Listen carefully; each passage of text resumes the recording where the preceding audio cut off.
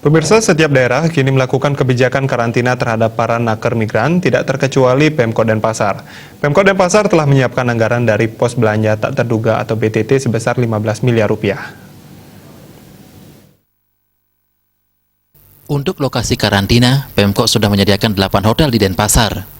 Anggaran untuk biaya sewa hotel dan makan selama naker migran di karantina, serta biaya lainnya, diambilkan dari pos belanja tak terduga BTTD. Besarannya mencapai 15 miliar rupiah. Kabag Humas Pemkot Denpasar, Idewo Gederai mengatakan, perkiraan naker migran yang akan menjalani karantina sebanyak 3.000 orang yang berasal dari Denpasar.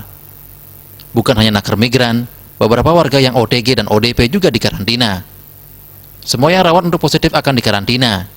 Di luar naker migran, ratusan orang juga sudah menjalani karantina. Ada pula tenaga medis yang harus menjalani karantina. Ini jumlahnya cukup banyak. Di Denpasar Selatan, puluhan tenaga medis di sana harus menjalani isolasi juga. Terkait besaran dana, Dewa Rai mengatakan, semua itu disiapkan dalam DPA.